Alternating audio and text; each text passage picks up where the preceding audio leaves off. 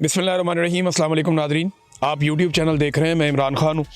आज सुहेल अफरीदी के दौरे का तीसरा दिन मुकम्मल हुआ और तीसरे दिन में उन्होंने ये बताया कि ये क्रेडिट जाता किसको है। सबसे पहले उन्होंने बताया जी कि आलिया हमज़ा को क्रेडिट जाता है, जिन्होंने ये सारी तैयारी की थी और फिर इस दौरे को जो एग्जीक्यूट किया है वो पंजूथा बरादरान ने किया, एजाज भुट्टर साहब ने किया, अम्मार बशीर साहब ने किया। इन लोगों ने अमली जामा पहनाया इस दौरे को। सलमान अकरम राजा साहब भी उनके साथ रहे, दीगर पाकिस्तान तहरीक इंसाफ के लोग भी जोर लगाते रहे। सुहेल अफरीदी ने जो एक बड़ी अजीब बात बताई वो ये कि लगभग 700 लोग उनके गिरफ्तार हुए।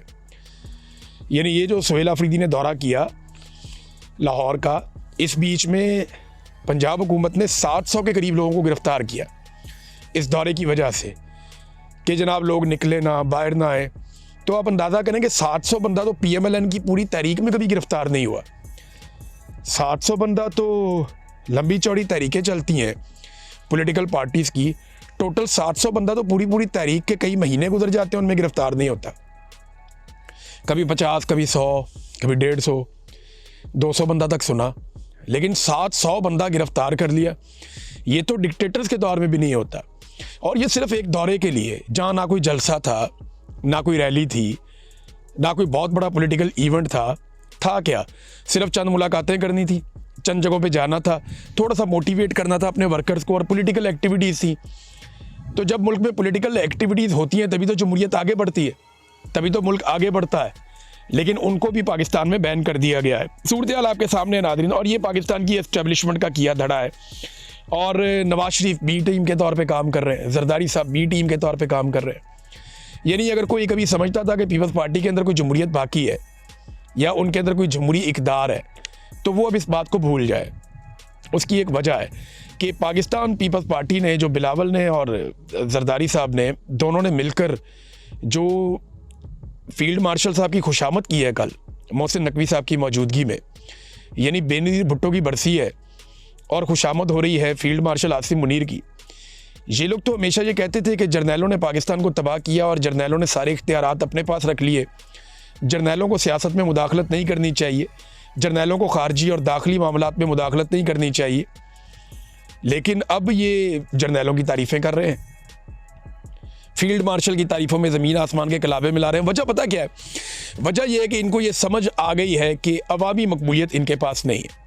इन्हें ये पता चल गया कि अवाम तो हमारे हाथ से निकल गई, आइंदा अपने पब्लिक के वोट से तो आना नहीं, धांधली वांधली करके कोई 2 नंबरी करके कुछ सीटें जीत जाएंगे, लेकिन हम इक़्तिदार में नहीं आ सकते, क्योंकि पाकिस्तान तहरीक इंसाफ ने हमसे ये मार्जिन ले लिया है और अवाम उनके साथ खड़ी हो गई है। लिहाजा अब फौजी बूटों के ऊपर बैठ के, तस्मों के साथ लटक के हम इक़्तिदार में आ सकेंगे। तो बाप बेटा वही काम कर रहे हैं जो दूसरी बाप बेटी कर रहे हैं। तो इस वक्त जो कुल मिला के सूरत हाल है वो मैं आपके सामने रख देता हूँ। जो सियासी मंजरनामा है ना पाकिस्तान का, वो सादा सिर्फ सियासी मंजरनामा आपको बता रहा हूँ मैं। वो ये है कि पाकिस्तान का मकबूल तरीन लीडर इमरान खान है। वोट इस वक्त सिर्फ इमरान खान का है, बाकी किसी पॉलिटिकल पार्टी का नहीं है। फौजी क़यादत और अवाम के बीच में बहुत बड़ी खलीज पैदा हो चुकी है। फौजी क़यादत और अवाम के बीच में बहुत बड़ी खलीज पैदा हो चुकी है। मैंने अभी एक सर्वे करवाया था कि आसिम मुनीर से लोग ज़्यादा प्यार करते हैं या इमरान खान से। 28,000 पैगामात आए थे और उनमें सिर्फ 2 पैगामात हमें मिले जो आसिम मुनीर से प्यार करने वालों के थे। इतनी बड़ी खलीज अवाम के और फौजी क़यादत के बीच में पैदा हो चुकी है। और ये फौजी क़यादत ने अपनी हरकतों से, अपने कामों से, हलफ को तोड़ने से, अपने हलफ से गद्दारी करके खुद ये खलीज पैदा की है। और ये एक दफ़ा में नहीं हुआ, ये लगातार चलते चलते कई दहाइयों में यहाँ तक पहुँचे हैं। अब इमरान खान साहब ने आखिरी धक्का लगाया तो बिल्कुल ही बात एक साइड पे होगी। अच्छा, फ़िलहाल जो रवायती सियासी जमातें हैं जिनमें इस वक्त का हुकूमती इत्तेहाद शामिल है, उनके अंदर कोई गुंजाइश नहीं है, यानी वो अवाम में जाने के काबिल नहीं है, वो इस वक्त पब्लिक में नहीं जा सकते। और ये चीज़ें बदलने का या जल्द बदलने का किसी किस्म का कोई इम्कान भी नहीं है। तो ये है पाकिस्तान का सियासी मंजरनामा। तो सुहेल अफरीदी साहब ने अपना दौरा मुकम्मल किया, सहाफ़ियों से भी उन्होंने मुलाकातें की, अलग अलग सेशंस किए और बड़ी तादाद में वो सहाफ़ियों से मिले। उनसे भी जो PMLN के बयानिए को टो करते हैं, उनसे भी जो एंटी पाकिस्तान तहरीक इंसाफ या इमरान खान के ख़िलाफ़ है, उनसे भी मिले। ब्यूरो चीफ से भी उन्होंने मुलाकातें की और खुलकर उन्होंने सहाफ़ियों से कहा जी आप सवालात करें। तो यहाँ पे वो बदतमीज़ी और हुल्लड़बाजी तो नहीं हुई। लेकिन आरिफ हमीद भट्टी साहब ने, क्योंकि बड़े सीनियर सहाफ़ी हैं लाहौर के, अगर चंद सीनियर वर्किंग जर्नलिस्ट अगर आप अलग करें लाहौर के, तो उनमें आरिफ हमीद भट्टी सफ़े अव्वल के सहाफ़ियों में से एक हैं। तो उन्होंने कहा कि मैं मादरत चाहता हूँ, जो आपके साथ, क्योंकि आप मेहमान हैं, जो आपके साथ सलूक किया नाम नहाद सहाफ़ियों ने, उसके ऊपर मैं मादरत चाहता हूँ। तो इस पे सुहेल अफरीदी साहब ने बहुत बड़े दिल का मुजाहरा किया। उन्होंने कहा नहीं, हम पंजाब से हमारा कोई शिकवा नहीं है, आपसे हमारा कोई शिकवा नहीं है, तो कोई ऐसी बात नहीं है। और दूसरा, जब ये पूछा गया कि मीना खान अफरीदी का जो जवाब था उसको आप क्या समझते, तो उन्होंने कहा जी इसको जस्टिफाई नहीं किया जा सकता, वो नामुनासिब था। लेकिन वो जिस किस्म की बातें उनके साथ की गई उस पर उन्होंने ये जवाब दिया, लेकिन उसकी कोई जस्टिफिकेशन नहीं है, उन्हें ये नहीं करना चाहिए था। और यही मेरी भी राय थी कि मीना खान अफरीदी को चाहे जितने मुश्किल हालात हों, जितने मर्जी ख़राब हालात हों, आपको अपने मुखालिफ के लेवल पे गिरना नहीं चाहिए। लेकिन एस्टेब्लिशमेंट तो बहुत नीचे तक गिर गई है। उन्होंने तो पंजाब असम्बली के अंदर अपने बंदे भी शामिल करवा दिए, अंदर घुसवा दिए। लेकिन कम से कम इन्हें गुरेज करना चाहिए था और इन्हें अपने आसाब को टूटने नहीं देना चाहिए था। अच्छा जी, इसमें सुहेल अफरीदी ने एक और बड़ी इंपॉर्टेंट बात की। उन्होंने कहा जी अवाम निकलती है पाकिस्तान तहरीक इंसाफ के लिए, इमरान खान के लिए, हमारी प्लानिंग का फुकदान होता है और इसमें हमारी कोताही शामिल है, इसको हम ठीक करने की कोशिश कर रहे हैं।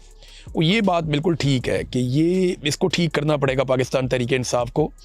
मनसूबाबंदी अगर बेहतर करें तो जिस तरह पब्लिक निकलती है, अगर उनको सही तरीके से एंगेज किया जाए, फैसिलिटेट किया जाए, तो सूरत-ए-हाल जो है वो बिल्कुल मुख्तलिफ होगी। तो इसमें जो अब स्ट्रीट मूवमेंट है उसके हवाले से पाकिस्तान तहरीक इंसाफ प्लानिंग कर रही है और आने वाले हफ्ते में आपको बड़ी ज़बरदस्त खबरें पाकिस्तान तहरीक इंसाफ से मिलेंगी। और ग्राउंड वर्क इन्होंने तकरीबन कर लिया है कि इन्होंने किस तरीके से ग्राउंड पे जाना है, जो पेपर वर्क है वो कर लिया, प्लानिंग इन्होंने कर ली है। और ये एक बड़ा लंबा चौड़ा मनसूबा है जो पाकिस्तान तहरीक इंसाफ ने बनाया।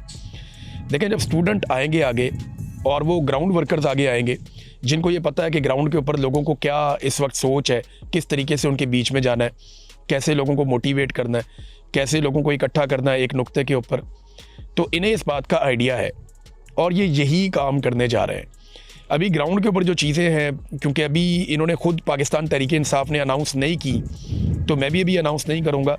लेकिन मेरी इनके सोर्सेज से बात हुई, जो थोड़ी बहुत मैं आपको हिंट दे देता हूँ, वो ये है कि आने वाले वक्त में पाकिस्तान तहरीक इंसाफ लोगों में बहुत अंदर जड़ों तक जाएगी और एक ऐसी तहरीक आपको चलती हुई पाकिस्तान में नज़र आएगी जिससे वो हर पाकिस्तानी को जोड़ने की कोशिश करेंगे। एक ह्यूमन चेन बनाएंगे पूरे के पूरे खैबर पख्तूनख्वा में, बलूचिस्तान में, सिंध में और पंजाब में। इसके अलावा सुहेल अफरीदी ने कहा कि नेक्स्ट अब मैं कराची भी जाऊंगा और सिंध का दौरा करूंगा। और साथ ही साथ उन्होंने बताया कि मुज़ामत होगी तो मफामत होगी। एक सवाल के जवाब में उन्होंने कहा। देखिए, ये बड़ा सिंपल फार्मूला है कि आपको मुज़ामत करनी पड़ती है टेबल टॉक के लिए।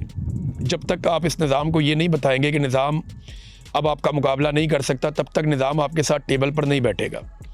इस वक्त जो फील्ड मार्शल आसिम मुनीर हैं, उन्हें बैरूनी मदद हासिल है, अमेरिका उनके साथ है, बहुत सारे मुल्कों में उन्होंने अपने मफादात बना लिए हैं, ताल्लुकात बना लिए हैं।